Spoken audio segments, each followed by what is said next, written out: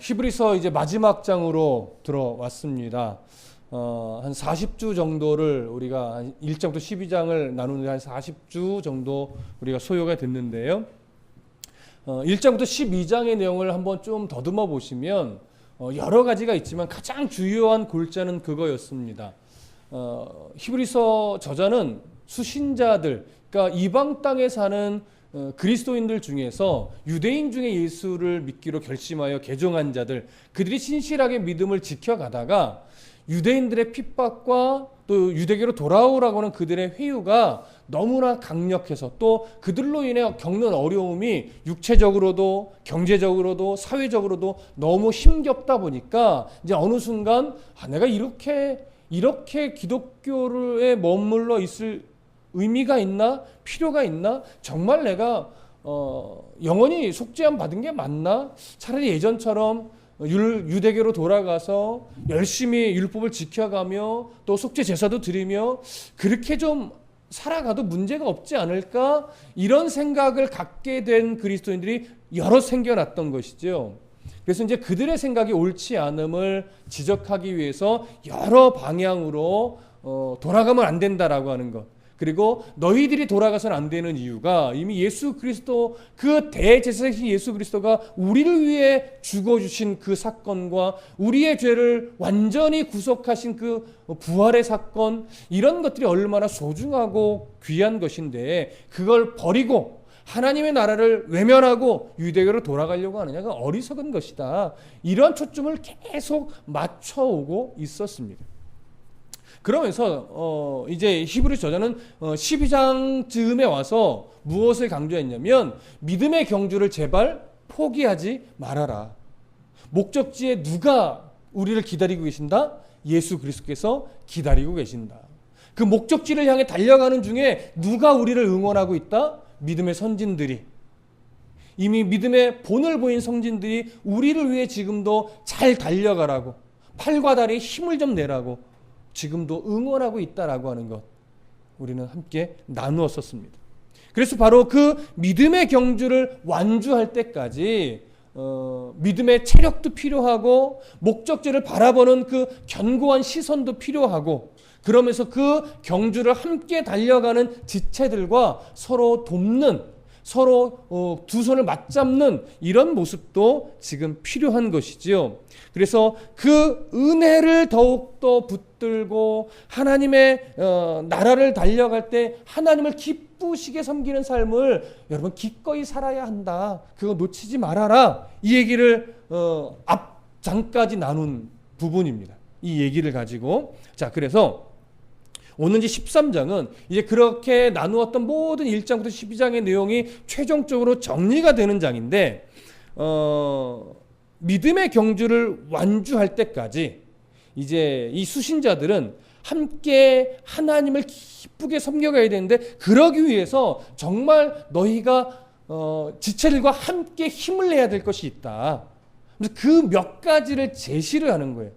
이제 놓치지 말고 혼자가 아니라 함께 믿음의 지체들과 함께 힘을 내서 함께 애써야 될 내용들인데, 그것이 뭐냐? 바로 형제 사랑하기를 게을리해서는 안 된다라고 하는 거예요. 그리고 이 결혼의 관계를 정말 거룩하게 지켜가야 된다라고 하는 거예요. 그 다음에 재물의 문제를 쉽게 여기지 말고 재물을 너무 사랑하지 말아라 라고 하는 부분이에요. 그 다음에 오늘은 여기까지만 다루게 될 것이고, 다음 주는 어떤 부분을 다루게 되냐면 지도자와의 관계를 어떻게 계속 지속해 가야 되는지, 그 다음에 예배 때 우리가 어떤 부분을 잘 지켜가야 될지, 이런 부분을 나누면서 이제 믿음의 지체들과 함께 애써야 될 부분이 정리가 돼요. 그러고 나서 마지막으로 이제 마무리 인사하는 부분을 우리가 정리하면 히브리서가 끝나게 됩니다. 그러니까 오늘 포함해서 아마 2주 내지 3주 정도면 이제 히브리서가 마무리가 될 것 같습니다. 그 믿음의 지체들과 함께 애써야 되고 힘써야 되는 부분에 대한 내용, 오늘 그 한 3가지를 살펴보겠습니다. 자, 1절부터 3절을 다시 한번 읽어보겠습니다. 1절부터 3절 시작. 형제 사랑하기를 계속하고 손님 대접하기를 잊지 말라. 이로써 부지 중에 천사들을 대접한 이들이 있었느니라. 너희도 함께 갇힌 것 같이 갇힌 자를 생각하고 너희도 몸을 가졌은즉 학대받는 자를 생각하라. 자, 이 1절부터 3절의 내용이 어떠한 권면에 해당하냐면 바로 형제 사랑에 관련된 내용이 됩니다. 근데 형제 사랑이라고 하는 건 우선 뭘 좀 정리해 보실 필요가 있냐면 여기서 말하는 형제는 누구까지가 형제인가? 어디까지를 의미하는 걸까? 보편적으로 바울은 형제라고 할 때 어느 부분에서는 믿음의 공동체 전체를 대상으로 형제라고 표현되기도 하기도 했고 때로는 예수 믿지 않는 사람들까지도 포함해서 이웃으로 또는 형제로 표현하기도 합니다.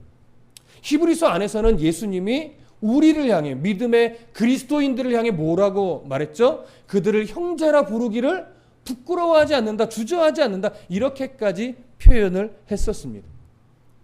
그런데 오늘 13장에서 형제라고 말할 때는요, 좀 넓은 범주로 사용하기보다는 조금 초점을 집중하고 있는데 누구에게 집중하고 있냐면 첫 번째는 믿음의 공동체 안에 그 대상을 두고 있습니다.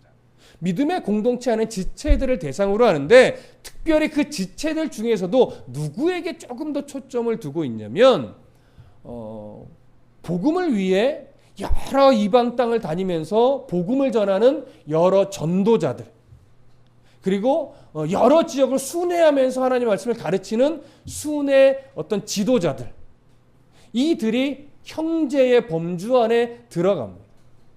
그리고 또 한 부류는 누구냐면 복음을 위해 고난을 받고 있는 지체들 그들에게 조금 집중하고 있다라고 하는 거예요. 그것이 바로 2절과 3절의 내용이에요. 2절에서 뭐라고 말해요? 손님 대접하기를 잊지 말라. 여기서 말하는 손님은 예수 믿지 않는 사람들까지도 생각할 수는 있으나 오늘 히브리 저자는 특별히 누구에게 초점을 맞추고 있다고요? 여기서 말하는 손님은 복음을 위해 복음을 전하기 위해 이방 땅 여러 곳을 다니며 복음을 전하는 여러 전도자들 그들이 손님에 해당합니다. 그리고 또 하나 순회하며 말씀을 가르치는 순회 지도자들 말씀 교사들 이런 자들이 바로 여기서 말하는 손님에 속하는 자들입니다. 당신은 복음을 위해 여러 지역을 다닐 때 그 여정과 또 그곳에서 머무르는 일이 그리 쉽지 않았습니다. 숙식 자체가 이미 너무 비싸기도 했고 대부분의 이 숙박업체는요 여러 불법과 또 악한 자들의 소굴이었어요. 그러다 보니까 복음을 위해 살아가는 자들이 잠시 또 한동안 숙소로 사용하기에는 좀 적합하지 않았던 것입니다. 그러니 그들이 더 충분하게 더 즐겁게 복음을 전하는 이 사역에 헌신하기 위해서는 마땅히 그 지역에 있는 믿음의 형제들이 그들의 숙식을 책임지고 그들을 돕고 그들과 함께 해주는 이 모습이 정말 필요했던 겁니다. 그래서 형제를 사랑한다 하면 우선적으로 복음을 위해 힘쓰는 자들을 위해 때로는 물질로, 때로는 음식으로, 때로는 여러 가지 면으로 그들을 돕고 섬기는 것, 이런 것들이 중요하다는 것을 오늘 본문이 말하고 있는 겁니다. 그런데 만일 이것이 싫어서 이것을 소홀히 하고 이것을 게을리하고 그냥 유대교로 돌아가서 기독교 복음을 위해 사는 자들을 외면한다면 그것은 어떤 결과를 초래하자면 먼저는 우리를 향해 형제라 부르기를 주저하지 않으셨던 부끄러워하지 않으셨던 예수 그리스도를 뭐 하는 거예요? 거절하고 외면하는 거예요. 또한 복음과 상관없이 그들은 삶을 살아가는 자가 되어 버리는 거죠.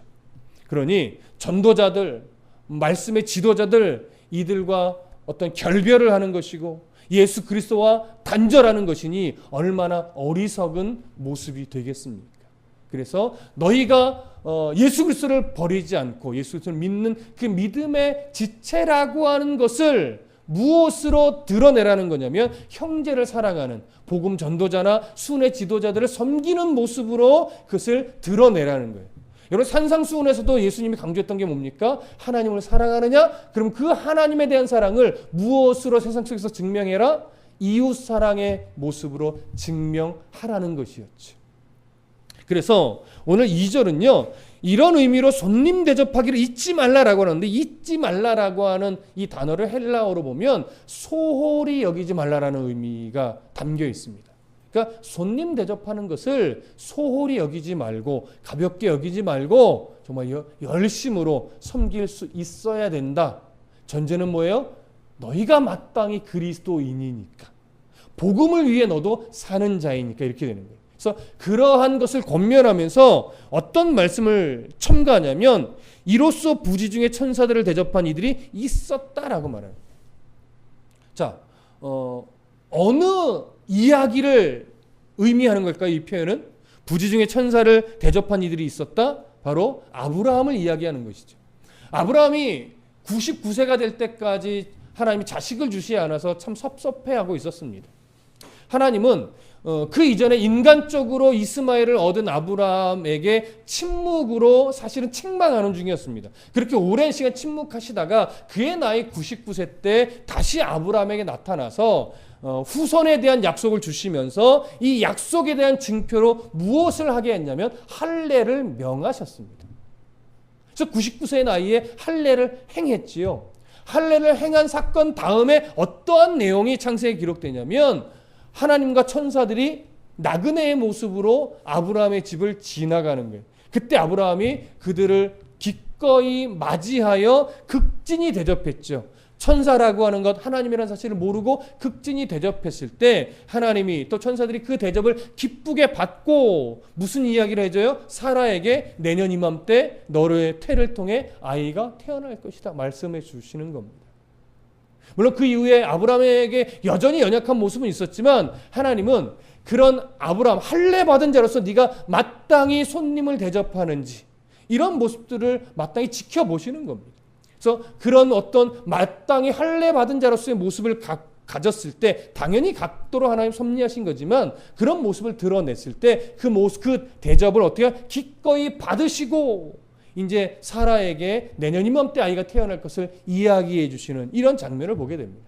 그러니 아브라함처럼 우리들도 이 당시의 사람들에게 기꺼이 손님 대접하기를 주저하지 말고, 하나님의 백성이라면 하나님의 백성답게 손님을 대접할 수 있어야 된다. 그럴 때 하나님이 그의 삶을 기쁘게 받으신다. 그러니 소홀히 여기지 말라, 이런 거죠.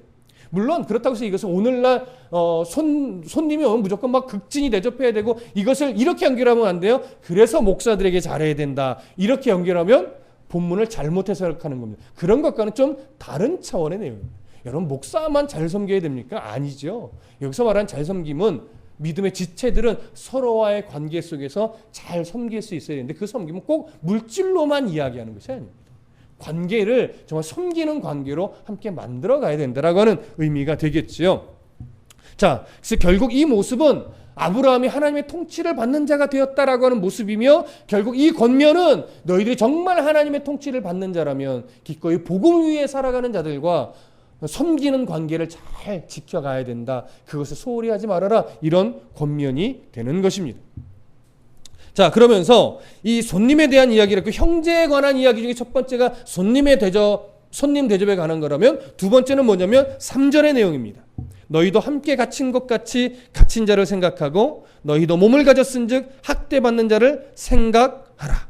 여기서 생각하라는 이 단어는요, 좀 적극적인 요구입니다. 명령형을 사용하고 있는데, 적극적으로 복음으로 인해 고난받는 지체들을 너희가 도와야 되고 섬겨야 된다 이거예요. 당시 감옥에 갇힌 자들은 사실은 그들의 어떤 생필품이 공급이 안 됩니다. 그래서 밖에서 그것을 공급해줘야 그들이 먹을 수가 있어요. 그런데 예를 들어 그리스도인이기 때문에 감옥에 갇혔다면, 누군가 그에게 음식을 대접한다면 그도 누구라는 사실이 드러나요? 예수 믿는 사람이라는 게 드러나겠죠. 그러면 그도 어떤 불이익에 또 위험에 노출될 거예요.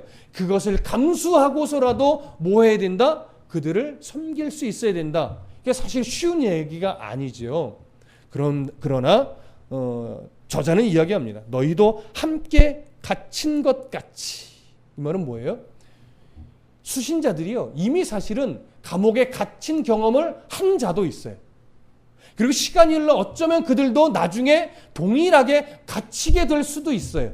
그러니 지금 갇힌 자를 외면해서는 안 된다라고 하는 거죠. 너희가 그 경험이 있으니 이들이 얼마나 힘겨울 것을 알지 않느냐. 그러니 그거 무서워서 그들을 못 도와주는 역할을 하지 말고 그들을 담대히 도와라 이거죠. 그리고 너희도 언젠가 이들처럼 감옥에 갇히는 일이 생길 수 있으니 기꺼이 그들을 돕고 섬길 수 있어야 된다라고 하는 거예요. 마찬가지로 이어지는 내용은 뭡니까? 너희도 몸을 가졌은즉 학대받는 자를 생각하라. 여러분, 당시 유대인에게 학대받고 곤란을 겪는 이것이 결코 작은 내용이 아니죠. 정말 힘겹죠. 정말 어렵죠. 정말 버겁단 말이죠. 그런데 이들도 동일하게 이전에 받았던 경험이 있고 또 언젠가는 또 이런 학대를 그들도 받을 수 있어요. 그러니 지금 복음 때문에 믿음 때문에 학대받는 자를 외면하지 말고 그들에게 마음을 나누고 때로는 물질을 나누고 때로는 시간을 나누고 때로는 위로를 하고 이렇게 그들을 섬길 수 있어야 된다. 외면하지 말아라. 소홀히 하지 말아라. 오히려 더 적극적으로 그들과 함께 같은 지체로서 그들과 함께 해줘라. 이 얘기를 하는 겁니다. 이렇게 하는 것이 믿음의 공동체를 세워가면서 하나님을 기쁘시게 섬기는 내용에 해당하는 부분입니다. 이런 것을 소홀히 하면 안 된다라고 하는 것이죠. 오늘날 우리들도 마찬가지입니다. 우리라고 다르지 않습니다. 근데 오늘날 우리들은 사실 너무나 많이 이기적이 돼 있죠. 사실 내가 더 먼저고 내가 더 먼저 편해야 되고 내가 먼저 더 들고 즐거워야 되고 내가 먼저 이익이 돼야지 돼요. 내 걸 손해보고 내 걸 포기하고 내 걸 내려놓고 다른 사람을 먼저 생각하거나 다른 지체를 먼저 생각하는 경우가 사실은 많지 않습니다. 그래서 교회 안에서 신앙의 훈련이라는 건 뭐냐? 바로 내 유익을 좀 포기할 줄 알고 내 기득권을 주장하지 않고 내가 먼저 낮아지고 내가 먼저 굳은 일을 하고 그런 일에 내가 먼저 애를 쓸 수 있는 것, 이것이 사실은 오늘날 형제사랑의 출발점일 겁니다. 이 훈련이 교회 안에서 되어지면 이 실력이 어디서 발휘가 돼요? 교회 밖에서 발휘가 되어야 줘야 되죠. 그게 신앙생활이죠. 그래서 교회 안에서는 신앙의 훈련을 하는 것이고 비로소 그 훈련을 가지고 교회 밖에서 신앙의 삶을 살아가야 하는 겁니다. 교회 안에서 더 열심히 섬기십시오. 안 알아준다고 섭섭해하지 마십시오. 더 기꺼이 내가 할 수 있는 범위 안에서 즐겁게 섬길 수 있는 은혜가 있기를 간절히 소망합니다. 이렇게 서로 사랑하며 섬기면 정말로 그 믿음의 공동체는 끝까지 함께 하나님의 나라 믿음의 경주를 완주할 때까지 함께 달려갈 수 있을 것입니다. 자, 이제 다음 구절을 볼게요. 4절 봅니다. 시작. 모든 사람은 결혼을 귀히 여기고 침소를 더럽히지 않게 하라. 음행하는 자들과 간음하는 자들을 하나님이 심판하시리라. 믿음의 공동체가 함께 두 손을 맞잡고 하나님의 나라를 향해 믿음의 경주를 하며 하나님을 섬길 때 더 함께 힘써야 될 두 번째 내용이 뭐냐? 바로 결혼을 귀히 여기는 겁니다. 결혼을 귀히 여긴다는 건 뭐냐면 부부관계를 귀하게 여기고 그것을 잘 지켜내야 한다라고 하는 부분이. 여러분, 우리가 잘 알고 있다시피 결혼은 하나님이 세우신 제도입니다. 또한 부부관계라고 하는 것은 교회 공동체, 새 언약의 교회 공동체를 구성하는 기본 단위이기도 합니다. 그러니 부부관계가 깨어지면 먼저 뭐가 어그러져요? 하나님이 세우신 결혼 관계가 어그러져요. 그 관계만 어그러지는 것이 아니라 그것으로 인해서 교회 공동체에도 좋은 영향력을 미치지 못합니다. 교회 공동체의 이 결속을 와해시키는 요인으로도 작용할 수 있는 겁니다. 그러니 교회가 건강하기 위해서는 먼저 어떤 관계가 건강하게 지켜져야 돼요? 부부 관계가 건강하게 지켜져야 돼요. 각 가정들이 믿음 위에 건강하게 서 있어야 그 교회 공동체가 건강하고 그렇게 건강한 교회 공동체가 되어야 하나님의 나라 갈 때까지 이 믿음의 경주를 함께 으쌰으쌰하고 함께 위로하고 함께 격려하며 끝까지 달려갈 수 있는 겁니다. 그래서 오늘 히브리서 저자는요, 이 중요한 부부 관계를 건강하게 지켜가기 위해서 침소를 더럽히지 말라라고 합니다. 그럼 침소를 더럽히지 않는다는 게 뭐냐? 뒤에 설명을 하죠. 음행하는 자들과 간음하는 자들을 하나님이 심판하시리라. 그럼 음행과 간음은 영적인 것과 육적인 것을 같이 지금 말하는 겁니다.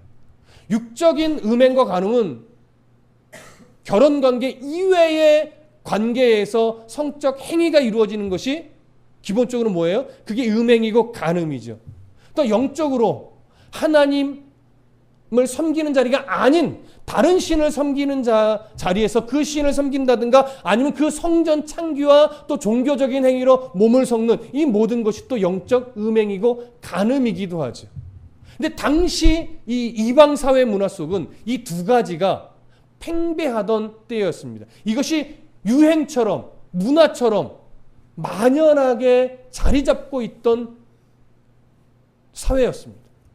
그곳에서 기독교인들이 살아갈 때 그 유행을, 그 경향을 기꺼이 거절하고 하나님 나라의 가치로 나에게 주신 아내, 나에게 주신 남편, 내게 주신 이 가정을 소중하게 여기며 내 성적으로 절제하며 살아내는 것, 이것이 바로 교회 공동체를 건강하게 만드는 또 하나의 출발점이라는 것을 오늘 저자는 이야기하는 겁니다.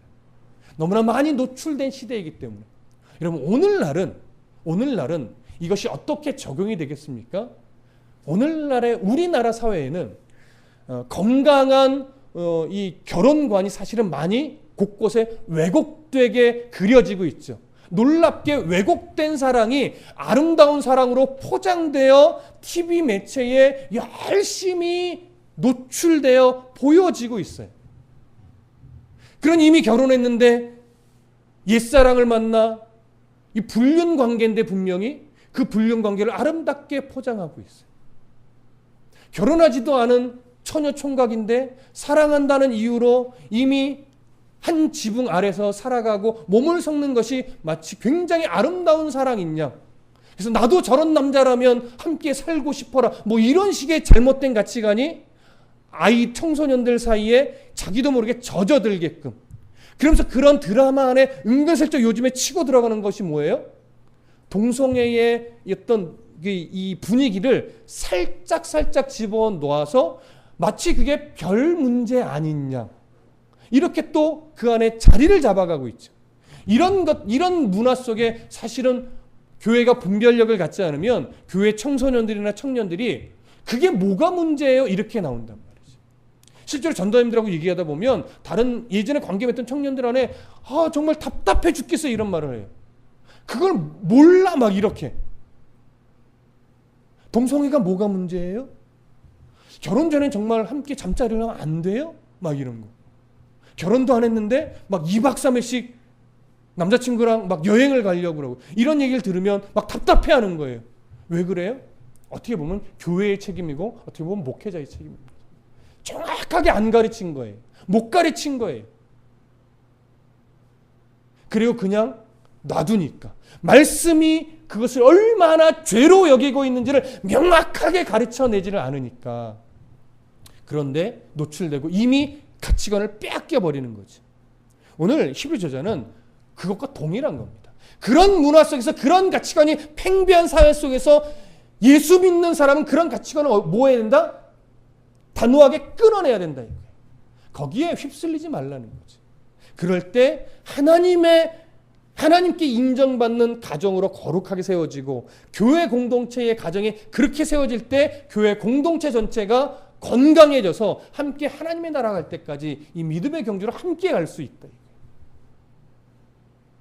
그렇게 오늘날 우리의 가정에 또 우리들의 청소년이나 청년들이 이러한 세상의 유행에 끌려가는 것이 아니라 말씀이 주는 하나님 나라의 가치관으로 건강하게 세워질 수 있도록 여러분 기도해 주시고 또 가르쳐 주시고 또한 저희 목회자들도 더 애를 쓸 수 있도록 여러분 많이 기도해 주시기를 부탁드립니다.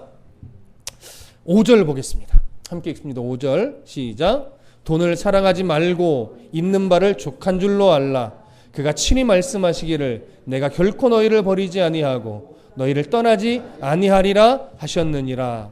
여러분 여기 돈이 필요 없다, 돈은 가치가 없다 이렇게 말하지 않습니다. 뭐 하지 말라? 돈을 사랑하지 말라. 여기서 돈을 사랑하지 말라는 것은 인생의 목표를 돈에 두지 말라는 거예요. 그럼 여기서 왜 돈을 사랑하지 말라는 이야기가 나오느냐? 당시 기독교인들은요, 여러 가지 어려움 중에 또 가장 큰 어려움 하나가 뭐냐면 경제적인 문제에 어떤 불이익을 당한다는 거예요. 당시 상업활동은 길드라는 상업조합에 가입되지 않으면 경제활동을 할 수가 없었습니다. 근데 길드라고 하는 상업조합은 우상을 섬기는 자리에 함께 나아가지 않으면 조합원으로 받아주질 않아요. 그러니 물건을 사고 팔 수가 없지요. 근데 예수 믿는 사람이 그 길드라는 조합에 가입하여 우상 숭배의 자리에 함께 있을 수 있나요? 있을 수 없죠. 그래서 그것을 거절하고 그 조합에 가입하지 않으니까 경제적으로, 재정적으로, 물질적으로 너무나 어려워지는 거예요. 예전에는 그것을 지켜냈어요. 그렇게 어려움 당하는 것을 복음을 위해 당하는 어려움으로 여기고 그것을 기꺼이 감수하며 살아냈었는데 이제 유대인의 핍박과 회유가 너무 심하게 오니까 어느 순간 마음을 빼앗겨서 유대교로 돌아갈까 생각하면서 이제 그 시선이 어디로 갈까요? 그러면 이제 필요 없다. 나도 돈이 있고 봐야 되겠다. 이렇게 마음을 돈에 빼앗길 수밖에 없는 거죠. 돈에 눈을 빼앗긴다는 얘기는 결국 하나님이 그 사람의 보호자임을 거절하는 것과 똑같다라고 하는 거예요. 하나님이 나의 보호자요, 하나님이 나를 지키시는 분이다, 나를 도우시는 분이다라는 사실을 잃어버리면 결국 그 시선은 어디에 고정할 수밖에 없냐면 재물에 고정할 수밖에 없는 겁니다. 근데 지금 이 수신자들이 정말 위험한 상태죠. 왜요? 유대교로 돌아가려는 마음을 품었으니 유대교로 돌아간다는 건 결국 그 시선이 물질에 고정될 수밖에 없는 상태라고 하는 거예요. 그것을 바로잡고 싶은 겁니다. 그렇게 한두 사람씩 물질의 시선을 뺏기다 보면 교회 공동체는 시선이 하나님께로 두지 않고 물질에 빼앗기니까 그 교회 공동체는 와해될 수밖에 없고 이 믿음의 경주가 목적지를 잃어버린 의미 없는 다른 일밖에 되지 못하는 거죠. 그것을 지금 경계하는 겁니다. 그래서 돈을 사랑하게 되지 않기 위해서 어떻게 하라고 해요? 있는 바를 족한 줄로 알라고 해요. 바울이 이것을 그렇게 표현했죠. 자족하는 법을 배웠다고. 수많은 전도 사역의 풍파를 겪어내면서 하나님이 높이기도 하고 낮추시기도 하는 수많은 어떤 경험들을 통해서 이제 배운 것이 뭐냐면 내가 자족하는 법을 배웠대요. 왜냐? 능력 주시는 하나님 안에 있으면 내가 높여지든 낮춰지든 내가 부유하든 내가 가난하든 아무런 문제가 되지 않는다는 이 놀라운 진리를 아주 명확하게 발견을 하고 확신을 하는 거예요. 그래서 자족할 수 있는 법을 배운 거예요. 여러분, 자족한다라고 하는 것은요, 마음을 비우는 게 아닙니다, 여러분. 자족한다라고 하는 것은요, 어떤 철학자나 어떤 사람이 무슨 달관의 경지에 빠지는 뭐 물은 물이요 산은 산이요 이런 식의 어떤 초월하는 이런 식의 이해가 아니에요. 여기서 자족한다는 건 오늘 저자가 이렇게 설명해요. 자, 보세 중간 이후에 그가 친히 말씀하시기를 내가 결코 너희를 버리지 아니하고 너희를 떠나지 아니하리라 하셨느니라. 이 말씀이 진리라고 하는 사실을 확고하게 인정할 때 비로소 자족할 수 있는 힘이 나오는 겁니다. 하나님이 나의 보호자라고 하는 것, 하나님이 나를 버리시지 않고 떠나시지 않는다는 사실을 내 안에 확고한 믿음으로 자리 잡아 있는데 물질의 시선을 뺏길 리가 있나요? 물질을 제 우선의 가치로 놓을 이유가 있나요? 없단 말이에요. 그래서 교회 공동체가 건강하기 위해서는 목회자가 물질의 시선을 빼앗기지 말아야 돼요. 당연한 거죠. 그럼 목회자도 물질의 시선을 안 뺏기려면 어떻게 해야 돼요? 교회를 이끌어 가시고 세워 가시고 지키시는 분이 누구라는 확고한 믿음이 있어야 돼요. 하나님이시라는 확고한 믿음이 목회자에게 있어야 교회를 목강하고 교회를 세워나갈 때 물질로 하지 않는 힘이 생기는 거예요. 그래서 목회자도 하나님 바라보지 않으면 목회를 물질로 하는 거예요. 물질에 의존해서 하는 거예요. 그러니 돈 많은 성도에게 마음을 빼앗길 수밖에 없는 거죠. 저는 아직 돈 많은 성도에게 시선을 뺏기지 않았습니다. 왠지 아십니까? 우리에게는 돈 많은 성도가 없습니다. 얼마나 감사한지 모르겠습니다. 이해되시죠? 그게 감사한 거예요, 여러분. 종종 가끔 이런 말 할 때가 있어요. 목사님 걱정하지 마세요. 언젠가는 하나님이 돈 많은 장로님 보내주시겠죠. 무섭습니다. 물론 하나님이 그렇게 해서 교회를 어떤 양적으로나 어떤 규모적으로 키워 가실 수도 있어요. 그게 틀렸다 아니다라고 하는 건 아니에요. 그러나 그걸 무서워할 수 있어야 된다는 거예요. 왜 그래요? 하나님을 의지하지 않고 그분을 의지하게 될 위험성이 있기 때문에. 그러니까 우리가 그런 경계를 가져야 그런 성도가 올 때, 그런 어떤 사람이 올 때 마음을 그에게 뺏기지 않고 끝까지 하나님께 시선을 두고 마음을 내어드릴 수 있기 때문에 우리가 그 경계를 놓치면 안 돼요. 그래서 오늘 본문은 그와 똑같은 겁니다. 우리의 보호자, 교회의 보호자는 하나님이지 돈 많은 누가 아니란 말이에요. 어떤 정치적으로 입김이 센 누구가 아니란 말이에요. 하나님이 아니면 교회는 의미 없습니다. 하나님이 지키시는 자예요. 가정도 성도도 마찬가지입니다. 하나님이 지키셔요. 하나님이 보호자예요. 그걸 여러분 확고한 믿음의 진리로 붙잡는 게 진짜 신앙입니다. 그거 놓치지 마십시오. 오늘 돈을 사랑하지 말고 촉한 줄로 알라. 그 비결은 뭐냐? 하나님이 결코 너희를 버리시지 아니하고 너희를 떠나시지 않는다라는 이 사실을 믿음의 진리로 견고하게 붙잡을 수 있어야 된다. 이것을 오늘 우리에게 중요한 교훈으로 줍니다.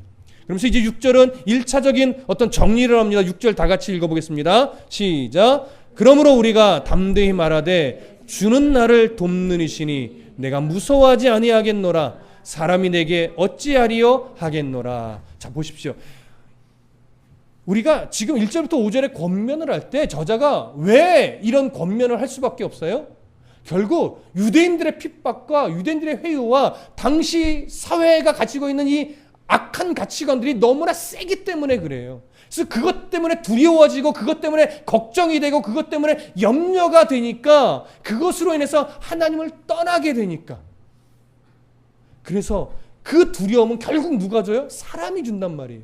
사람 때문에 내가 어떻게 될까 봐 걱정이 되는 거예요. 그래서 저자가 강조하는 겁니다. 주는 나를 돕는 이시다 이거예요. 과거에도 이 구약의 역사에도 주는 하나님의 백성을 돕는 자였고 지금도 돕는 자이시고 앞으로도 변하지 않고 돕는 자이시니 내가 사람을 무서워하지 않겠다 이거예요. 사람이 내게 어찌하리요. 시편에 있는 말씀을 인용하여 마지막 그러니까 또 중간에 한번 정리하듯이 우리에게 권면하는 거예요. 걱정하지 말라 이거죠. 놀라지 말라 이거죠. 무서워하지 말라 이거죠. 왜요? 사람이 우리를 하나님의 자녀를 도우시는 하나님의 그 은혜 안에 있으면 사람이 어찌할 수 없다. 이 진리를 분명하게 깨닫고 우리의 시선을 다시금 누구에게만 고정해라? 우리를 도우시느니 주님께만 집중해라. 시선을 고정시켜라. 그리하면 무서울 것, 겁낼 것 아무것도 없다라고 하는 것이죠. 이 신뢰가 우리를 어디로 가는 길에 지름길이 되게 해줘요? 믿음의 경주의 그 결승선을까지 통과하는데 가장 지름길입니다. 그러니까 주님과 함께함이 가장 지름길이지 돈을 추구하고 명예를 추구하고 어떤 규모를 추구하면 그건 지름길일 것 같지만 멀리 돌아가는 길이라는 것 우리가 꼭 잊지 마시고 오늘 이 본문처럼 우리를 도우시느니 변치 않고 도우시느니 누구셔요? 예수 그리스도. 그분만이 우리의 도움이시라는 것 오늘도 견고한 진리로 붙잡으십시다. 기도하겠습니다.